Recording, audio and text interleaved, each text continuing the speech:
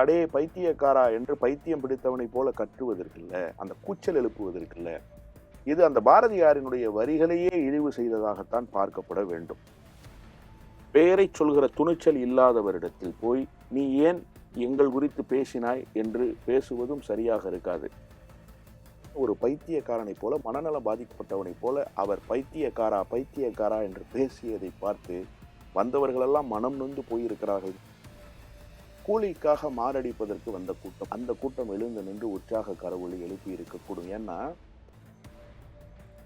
அது மாதிரி தான் இப்போ 5000 பேரை காசு கொடுத்து அழைத்து வந்ததாக இன்றைக்கு காலை மதிமுகவில் இருக்கிற ஒரு நிர்வாகி நிலத்தில் பேசினார். வைகோ தன்னுடைய மகனுக்காக கைத்தட்டி இருப்பார். ஏன்னா கைத்தட்டலன்னா வீட்டில் போய் அவர் ஏச்சு பேச்சு வாங்கணும். இந்த இயக்கத்திலிருந்து இதுவரை எத்தனையோ பேர் போயிருக்காங்க. யாரும் அமைப்பு கட்டலை, யாரும் இவ்வளவு தன்னெழுச்சியான மேடை கட்டலை. இந்த நிலைக்கு அவர் அண்ணாவினுடைய பிறந்த நாளில் பேசியதற்கு பிறகு இனி அவரை விட்டு வைக்க கூடாது என்று நான் முடிவெடுத்தேன். எனவேதான் என்னுடைய இயல்புக்கு மாறாக என்னுடைய அடியாளத்தில் கொப்பளித்திருக்கிற கோபத்தை நான் வெளிப்படுத்தினேன்.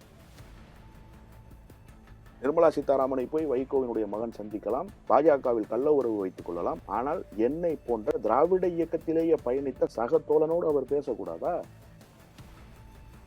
கலைஞர் சொன்னாரா, எல்லாரும் வந்துட்டாங்க, அந்த சத்யா மட்டும் வரல. கலைஞர் சொன்ன வார்த்தை. அப்படி என்று சொன்னால் எந்த அளவுக்கு கொள்கை உறுதியோடு வைகோவை நேசித்து அந்த களத்திலே நின்றிருப்பார். வணக்கம் சார். வணக்கம். மதிமுக மாநாட்டுல துரை வைகோ அவர்கள் உறக்கமா பேசியிருக்காங்க, நீங்க பார்த்திருப்பீங்கன்னு நினைக்கிறேன். அவங்க என்ன சொல்லியிருக்காங்கன்னா, நான் வீழ்வேன் என்று நினைத்தாயோ, நான் வீழவில்லை, பைத்தியக்காரா அப்படின்னு சொல்லிட்டு சத்தமா பேசியிருக்காரு. ஒரு இக்கண்ணாம வச்சு பேசியிருக்காரு. அதை யார சொல்றாருன்னு உங்களுக்கு தெரியுதா? அவர் யாரை சொல்கிறார் என்பது அவருக்கு மட்டுமே தெரிந்த செய்தியாக இருக்க வேண்டும். அவர் அதனால்தான் பெயர் சொல்லவில்லை. ஆனால் அவர் யார் குறித்து பேசினார் என்பதை தமிழ்நாட்டு மக்கள் அறிந்து வைத்திருக்கிறார்கள். காரணம், அவர் யாரை ஓரம் கட்ட வேண்டும் என்று அவர் அரசியலுக்கு வந்ததிலிருந்து முடிவெடுத்து பயணித்தாரோ அவர் குறித்து தான் பேசியிருக்கிறார். இதுவும் தமிழ்நாட்டு மக்களுக்கு தெரியும். ஆனால் அதற்கு முன்பாக அவர் பேசியது சரிதானா என்கிற ஒரு கேள்வி இருக்குல்ல. தேடி சோறு நிதம் தின்று என்பது பாரதியாரினுடைய வரிகள். பள்ளி காலங்களிலேயே மாணவர்களுக்கு இந்த வரிகள் சொல்லிக் கொடுக்கப்படும். தேடி என்பது சாதாரணமான வார்த்தை தானே. உன்னை நான் தேடிக்கொண்டே இருக்கேன், உன்னை நான் தேடிட்டு இருக்கேன், பஸ் வருதான்னு தேடிட்டு இருக்கேன். இது சாதாரணமா புழக்கத்தில் இருக்கக்கூடிய வார்த்தை. ஆனால் அவர் சொல்கிறார், ஜேடி சோறு நிதம் தின்று என்கிறார். அந்த தேடி என்கிற வார்த்தையை கூட அவரால் சொல்ல முடியவில்லை. இதுதான் அவருக்கு இருக்கக்கூடிய தமிழ் புலமை, இதுதான் அவருக்கு இருக்கக்கூடிய அரசியல் ஆளுமை, எல்லாமும் அதிலேயே இடம்பெற்று விட்டது. இன்னொன்று, பாரதியார் இருந்திருந்தால் இந்த பாட்டை வேறு மாதிரியாக கூட பாடியிருப்பார் இப்போது. ஏனென்று சொன்னால், தேடி சோறு நிதம் தின்று என்று அந்த வரிகள் இருக்கிறது அல்லவா, அது தமிழினுடைய ஆக சிறந்த வரிகளில் ஒன்று. அந்த வரிகளோடு அடே பைத்தியக்காரா என்று பைத்தியம் பிடித்தவனை போல கற்றுவதற்கில்ல, அந்த கூச்சல் எழுப்புவதற்கில்ல. இது அந்த பாரதியாரினுடைய வரிகளையே இழிவு செய்ததாகத்தான் பார்க்கப்பட வேண்டும். அவர் இந்த 4 ஆண்டு காலம் யாரை இயக்கத்திலிருந்து அப்புறப்படுத்த வேண்டும் என்று நினைத்தாரோ, யாரை இப்போது அப்புறப்படுத்தி இருக்கிறாரோ, அவர் குறித்து பேசியதாகத்தான் அந்த வார்த்தை பொருள் கொள்ளப்படும். அவரும் அவருக்காகத்தான் பேசினார். அவர் பெயர் சொல்ல துணிச்சல் இல்லாத போது நாங்களாக இவருக்குத்தான் சொன்னார் என்று சொல்வது சரியாக இருக்காது. ஆனால் யாருக்காக அவர் சொன்னார் என்பது நாட்டு மக்களுக்கு நன்றாக தெரியும். குறிப்பாக மறுமலர்ச்சி திமுக தோழர்களுக்கு நன்றாக தெரியும். இப்போதும் அவர் யார் குறித்து பேசினாரோ அவர் மீது நன்மதிப்பு கொண்ட தோழர்களாகத்தான் அவர்கள் இருக்கிறார்கள். ஒருவருக்குள்ளும் அவர் பற்றிய தவறான சிந்தனை இல்லை. காரணம், இந்த 32 ஆண்டு கால பயணத்தில் தொடர்ச்சியாக வைகோவோடு ஓடி வந்திருக்கிற நாயகன் அவர். வைகோவுக்கு அடுத்த இடத்தில் இருந்தவர். வியர்வையும் இரத்தமும் இந்த இயக்கத்துக்காக பாசனம் செய்தவர். அவருடைய உழைப்பை இந்த இயக்கம் கொச்சைப்படுத்தி இருக்கிறது என்கிற கொந்தளிப்பு மனநிலை தொண்டர்களிடத்தில் இப்போதும் இருக்கிறது. வேறு வழி இல்லை, வைகோவுக்காக தாங்கிக் கொள்வோம் என்று தாங்கிக் கொள்கிறார்கள். எனவே யார் குறித்து அவர் பேசினார் என்பதை அவராக சொல்லாமல் நான் அவருடைய வார்த்தைகளுக்கு வடிவம் கொடுக்க கூடாது. பெயரை சொல்கிற துணிச்சல் இல்லாதவரிடத்தில் போய் நீ ஏன் எங்கள் குறித்து பேசினாய் என்று பேசுவதும் சரியாக இருக்காது. அவருக்கு தெரிந்தது அவ்வளவுதான். இது அண்ணாவினுடைய பிறந்த நாள் மேடை. அந்த மேடையில் ஒரு பைத்தியக்காரன் பைத்தியக்காரா என்று கத்தி இருப்பதற்கு நான் யாரை பற்றி பேசினார் என்று சொல்லி விளக்கம் கொடுக்க வேண்டி எத்தனிக்க தயாராக இல்லை. காரணம், என்னுடைய தகுதி கருதி நான் அவருடைய வார்த்தைகளுக்கு வடிவம் கொடுக்கக் கூடாது என்று நினைக்கிறேன். ஆனால் அவர் நினைக்கலாம், ஏதோ புத்திசாலித்தனமாக பேசிவிட்டோம், உற்சாகம் பொங்க பேசிவிட்டோம், எழுச்சியை ஏற்படுத்தி விட்டோம் என்று. ஒருவர் கூட அதை ரசிக்கவில்லை. ஒருவர் கூட அதை ரசிக்கவில்லை. இந்த மேடை நாகரிகம் இல்லாமல் போனது என்கிற கூச்சம் எல்லோருக்கும் இருந்தது. ஒரு பைத்தியக்காரனைப் போல, மீண்டும் சொல்கிறேன், ஒரு பைத்தியக்காரனைப் போல, மனநலம் பாதிக்கப்பட்டவனைப் போல அவர் பைத்தியக்காரா, பைத்தியக்காரா என்று பேசியதை பார்த்து வந்தவர்களெல்லாம் மனம் நொந்து போயிருக்கிறார்கள் என்பதுதான் யதார்த்தமான ஆனா உண்மை. நெறைய பேர் கை தட்டுனாங்களா சார்? எழுந்து நின்னு கை தட்டியிருக்காங்க. நல்லா கேட்டீங்க. அருமையான கேள்வி. எழுந்து நின்று கைத்தட்டுகிறார்கள் என்று. கூலிக்காக மாரடிப்பதற்கு வந்த கூட்டம் என்று ஒன்று இருக்கிறது.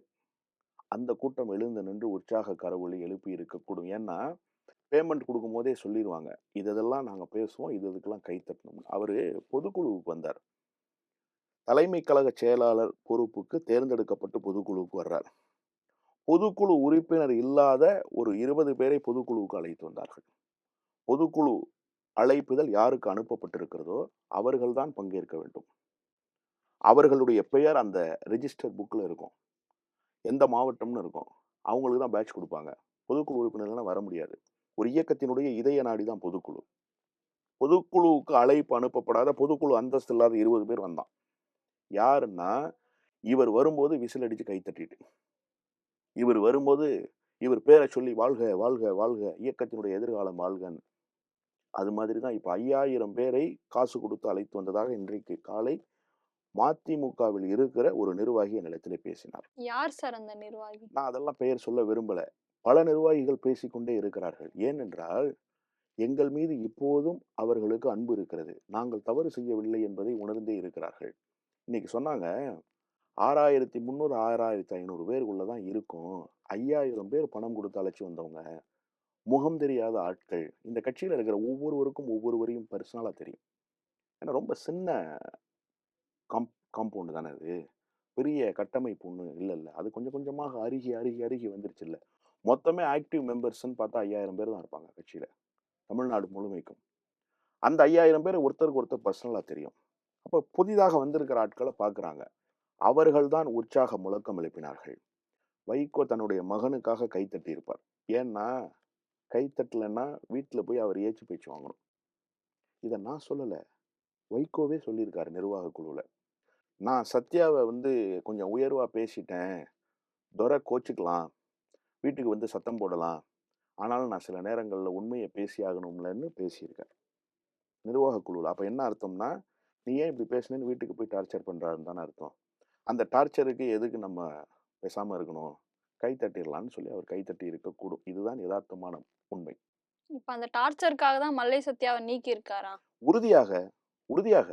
அதுல ஒண்ணும் மாறுபட்ட கருத்து இல்லை. இன்றைக்கு காலையில் கூட பெரியார் சிலைக்கு மாலை அணிவித்துவிட்டு பத்திரிகையாளர்களை சந்திக்கிற போது அண்ணன் மல்லை சத்யா ஒரு செய்தியை சொன்னார். தன்னுடைய மகனுக்காக, தன்னுடைய குடும்ப உறுப்பினர்களுடைய நெருக்கடிக்காக என்ன இந்த நிலைக்கு ஆளாக்கினார்ன்னு சொன்னார்.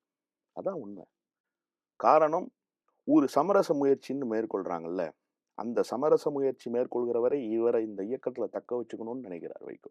ஏன்னா இவருடைய பொட்டன்ஷியல் ஸ்ட்ரென்த் என்னன்னு வைகோவுக்கு தெரியும். இவர் எதை செய்வாருன்னு வைகோவுக்கு தெரியும். இந்த இயக்கத்திலிருந்து இதுவரை எத்தனையோ பேர் போயிருக்காங்க.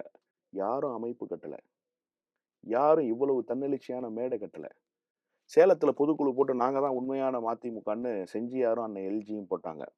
அதற்கு பின்னால் இருந்து இயக்கியவர்கள் யாருங்கிறது எல்லோருக்கும் தெரியும். அவர்களிடத்துல பெரிய கூட்டம் இல்லைங்கிறதும் எல்லோருக்கும் தெரியும். நாங்க ஒரு உண்ணாவிரதத்தை நடத்தி முடிச்சோம். இந்த முப்பெரும் விழாவை நடத்தி முடிச்சிருக்கோம் நேற்றைக்கு முன்தினம். தன்னெழுச்சியாக வந்திருக்கிற நிர்வாகிகள்.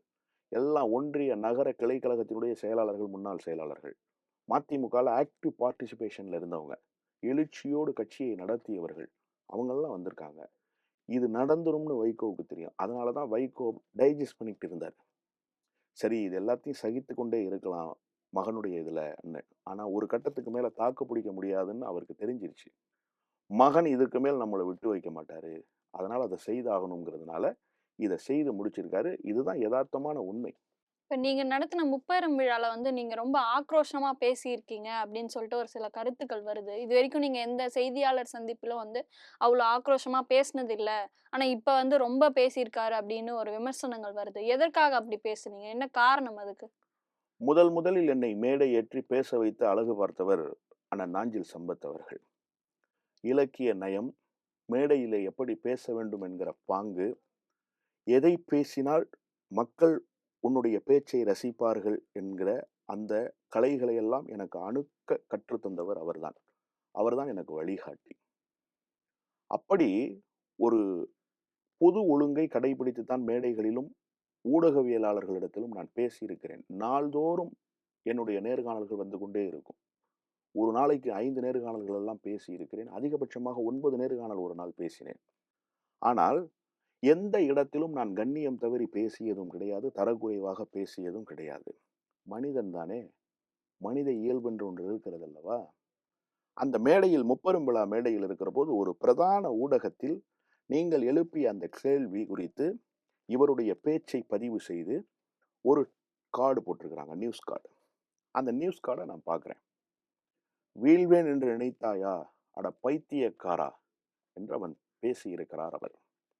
அவர் அப்படி பேசியது யாரை என்று எனக்கு தெரியும் என்று நான் உங்களிடத்திலேயே சொன்னேன். நாட்டு மக்களுக்கும் அது நன்றாக தெரியும். இந்த நிலைக்கு அவர் வந்து அண்ணாவினுடைய பிறந்த நாளில் பேசியதற்கு பிறகு இனி அவரை விட்டு வைக்க கூடாது என்று நான் முடிவெடுத்தேன். எனவேதான் என்னுடைய இயல்புக்கு மாறாக என்னுடைய அடியாளத்தில் கொப்பளித்திருக்கிற கோபத்தை நான் வெளிப்படுத்தினேன். ஒருமையில் பேசியதாக கூட பலரும் என்னை தொடர்பு கொண்டு உங்களுக்கு இயல்புக்கு மாறான பேச்சு வந்து விட்டது என்று சொன்னார்கள். உண்மைதான். ஆனால் எனக்குள்ளும் ஒரு கோபம் இருக்கும் தானே. என்னை ஒடுக்கியது என்பது வேறு. நான் ஒரு சாதாரணமானவன். நான் ஒரு சாமானியன். இந்த இயக்கத்துக்காக மிகப்பெரிய உழைப்பை கொடுத்தவன் என்றெல்லாம் நான் கிரெடிட் எடுத்துக்க விரும்பல. ஆனா மாமல்லபுரத்திலிருந்து சென்னை தாயகத்துக்கு வர வேண்டும் என்று சொன்னால் 2.5 மணி நேரம் பயணிக்க வேண்டும். மீண்டும் செல்ல வேண்டும் 2.5 மணி நேரம், 5 மணி நேரம் ஒரு டிராவலே வரணும் ஒரு நாளைக்கு. டீசல், எத்தனை திருமணங்கள், எத்தனை துக்கங்கள், மாலை கட்டிக்கொண்டு ஒரு நாள் ஒன்றுக்கு 10,000 ரூபாய் செலவு செய்ய வேண்டும். அவருடைய அருமை மகளை மருத்துவ கல்லூரியிலே சேர்க்க வேண்டும். ஒவ்வொருவரிடத்திலாக செல்கிறார் மருத்துவ கல்லூரியில். எந்த கல்லூரியில் குறைந்த கட்டணம் என்று கேட்பதற்காக. இன்றைக்கு என்ன மருத்துவ கல்லூரியினுடைய கட்டணம்? 15 லட்சம் ரூபாய். ஒரு இயக்கத்தினுடைய துணை பொதுச் செயலாளர் 15 லட்சம் ரூபாய் தன்னுடைய மகளுக்கு கட்டணம் செலுத்த முடியாமல் இருக்கிறார். யோசித்து பாருங்கள். ஒரு நேர்காணலுக்கு ஊடகவியலாளர் ஒருவர் வந்தார். நீங்கள் கேட்டால் நான் பெயரை சொல்கிறேன். அந்த ஊடகவியலாளர் என்னை தொடர்பு கொண்டார். அண்ணே, என்னண்ணே சத்யா அண்ணன் வீடு இப்படி இருக்கு, கார் போய் திரும்ப முடியல, நீங்கள் வாருங்கள் மாமல்லபுரத்துக்கு. ஒரு டொக்கு சந்து என்று சொல்வார்கள், அதற்குள் இருக்கக்கூடிய அந்த வீடு. எத்தனை தேர்தல்களை சந்தித்தார். கட்சி நிதி கொடுத்தது என்று சொல்வார்கள். கட்சி நிதியை வைத்து தேர்தலை சந்திக்க முடியுமா இன்றைக்கு இருக்கிற நிலைக்கு? இப்படியெல்லாம் தியாக வாழ்வை மேற்கொண்டவரை பைத்தியக்காரன் என்று ஒருவன் பேசுகிறான் என்று சொன்னால் அவனை விட்டு வைக்கலாமா? அதற்கு எதிர்வினை ஆற்றாமல் இருந்து விட்டால் வரலாறு மன்னிக்காதே. நான் அண்ணன் சத்யாவோடு சொன்னேன், என் பெயரை சொல்லித்தான் உங்களை களங்கப்படுத்தினார்கள். என்னோடு தொடர்பிலே இருக்கார். நான் ஒன்றும் சமூக விரோதி அல்ல. நான் திராவிட இயக்கத்துக்கு எதிரானவன் அல்ல. நான் என்ன நிர்மலா சீதாராமன் போல திராவிட இயக்கத்தை ஒழிக்க வேண்டும் என்று பேசுகிறவனா? நிர்மலா சீதாராமனை போய் வைகோவினுடைய மகன் சந்திக்கலாம், அவர்களோடு உறவாடலாம், பாஜகவில் கள்ள உறவு வைத்துக் கொள்ளலாம். ஆனால் என்னை போன்ற திராவிட இயக்கத்திலேயே பயணித்த சக தோழனோடு அவர் பேசக்கூடாதா? எனவே என்னை சொல்லித்தான் அவரை களங்கப்படுத்தினார்கள். ஒரு வரலாற்று கடமை எனக்கு இருப்பதாக நான் உணர்கிறேன். என்னால் பாதிக்கப்பட்ட ஒருவரோடு நான் நிற்க வேண்டும் அல்லவா? எனவே நான் அவரோடு நிற்க வேண்டும் என்று முடிவெடுத்ததற்கு பிறகு பெயருக்காக நிற்க முடியாது. உளப்பூர்வமாக நிற்க வேண்டும். இதயத்தின் அடியாளத்தில் அவரை நேசிக்க வேண்டும். அதை நான் ஏற்கனவே நேசிக்க துவங்கிவிட்டேன். என்னுடைய திருமணத்தை தலைமை தாங்கி நடத்தியவர் அவர்தான். வைகோ வர முடியாத சூழல். இவர்தான் வந்து தலைமை தாங்கி நடத்தினார். என்னுடைய தங்கை திருமணத்தை நடத்தினார். என்னுடைய தம்பி இருவருடைய திருமணத்தை முன்னின்று நடத்தினார். இப்படி என் குடும்பத்தில் ஒருவராக அவர் இருக்கிறார். அவரை பேசியதற்கு பிறகு, அவருடைய தியாக வாழ்வை கொச்சைப்படுத்தியதற்கு பிறகு, எந்த நிலைக்கும் இவர் போய் பேசுவார் மேடையிலே என்று வந்தால் எதிர்வினை ஆற்ற வேண்டும் என்பது என்னுடைய கடமை. நான் ஆற்றினேன். அதற்காக பொது சமூகம் என்னுடைய பேச்சுக்கள் தவறாக அமைந்து விட்டது என்கிற விமர்சனத்தை நான் மனமு வந்து ஏற்கிறேன். ஒருமையில் பேசி இருக்க கூடாது. அதில் மாறுபட்ட கருத்தில்லை. ஆனால் நான் பேசியதில் தவறில்லை என்பது என்னுடைய உணர்வு. நீ வந்து ஒரு சீனியர் பொலிட்டீஷியனை 32 வருஷம் இருந்த ஒரு கட்சியினுடைய தலகர்த்தரை பைத்தியக்காரன்னு சொல்லலாம். நான் உன்னை உரிமையில பேசக்கூடாதா? நீ பண்ணது சின்னத்தனம்னா, நான் பண்ணது சின்னத்தனமா இருந்துட்டு போட்டும். ஆனா பதிலுக்கு பதில் என்று அப்படின்னு அர்த்தம் இல்ல அது அது வந்து தவறு. அந்த அரசியல் கூடாது என்று கருதுகிறவன் நான். பெரியார் தான் போலீஸ் அடிச்சா எப்படி அடி வாங்கணும்னு தன்னுடைய தோழர்களுக்கு கற்றுக் கொடுத்தார். உலகத்தில் ஒரு தலைவரை பார்க்க முடியாது. போலீஸ் அடிச்சா திரும்பி அடி. நீ யாருன்னு சொல்லு. மாவட்ட செயலாளர்ன்னு சொல்லு. எம்எல்ஏன்னு சொல்லு. எம்பின்னு சொல்லு. அவன கிழிச்சு அனுப்பு. தண்ணி இல்லாத காட்டுக்கு மாத்து. இப்படிதான் அரசியல்ல பேசுவாங்க. ஆனா பெரியார், அவன் தன் கடமைய செய்றான்யா. எப்படி அடி வாங்கணும் தெரியுமா? அப்படின்னு அடி வாங்க கற்றுக் கொடுத்தவர். விழா எலும்பு ஊடி அடி வாங்கிறாத. செயல்பட முடியாது. இந்த இடத்துல அடி வாங்கு. வலிக்குமே தவிர பாதிப்பு ஏற்படாதுன்னு சொன்னவர். அந்த வழியில் பயணத்தை மேற்கொள்கிற போது அவர் நடையில் நான் போகக்கூடாது.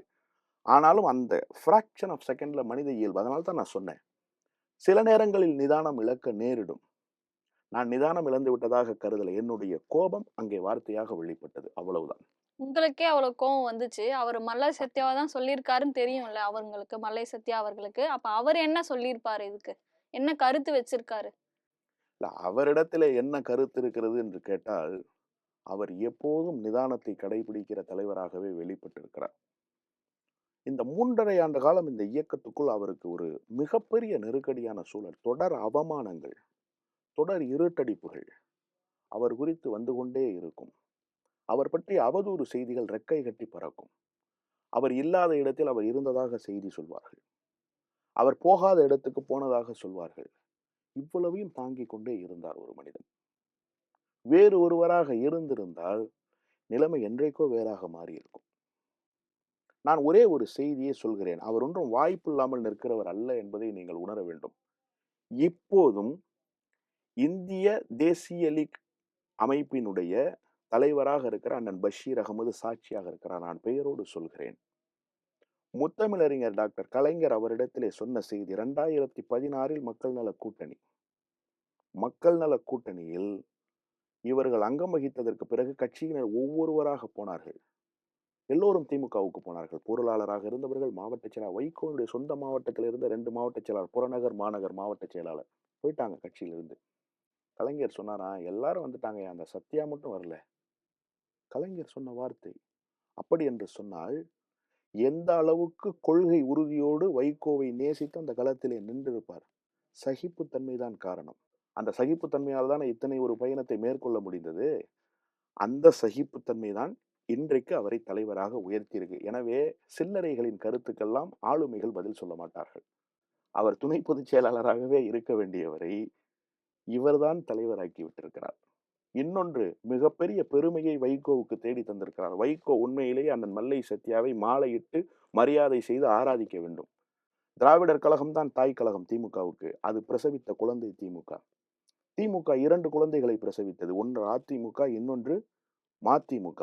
ஆனால் அதிமுகவிலிருந்து கூட வந்து அமமுக உருவாகிருச்சு. அது கூட ஒரு பிள்ளையை பெற்றுருச்சு. மதிமுக இதுவரைக்கும் பிரசவித்ததே இல்லை. இப்போது பிரசவித்தால் தான் பிரசவித்து தாய். விட்டது. தாய் என்கிற அந்தஸ்தை இந்த இயக்கத்துக்கு கொடுத்தவர் அவர். எனவே அவர் இந்த சில்லறைகளின் கருத்துக்கெல்லாம் பதில் சொல்ல மாட்டார். பதில் சொல்லவில்லை. வைகோ ஒரு கூட்டத்தை கூட்டட்டும். இத்தனை 1000 பேரை கூட்டி உன்னால் உண்ணாவிரதம் உட்கார முடியுமா என்கிற கேள்வியை யூகித்துக் கொள்ள வேண்டும். நாங்க இன்னும் கட்சி பேரே அறிவிக்கல. அதுக்குள்ள எந்த கூட்டணிக்கு போறோம்ன்றத முடிவு செய்ததாக பேசுவதுங்கிறது இருக்குல்ல, அது ஒரு தவறான கண்ணோட்டம். பார்ப்பவர்கள் காமாலை கண்கொண்டு பார்த்தால் அது மஞ்சளாக தெரியும். சரியான கண்களில் பார்த்தால் அது என்ன நிறத்தில் இருக்கிறது என்பது தெரியும். எனவே அந்த கொடி என்பது வேறு பரிணாமத்தினுடைய கொடி. எங்களுடைய செல்வாக்கு என்ன, நாங்கள் யார், அரசியல் களத்தில் எப்படி நிற்கப் போகிறோம், எத்தகைய கொள்கைகளை ஏந்தப் போகிறோம்ன்றதெல்லாம் தமிழ்நாடு பார்க்கத்தான்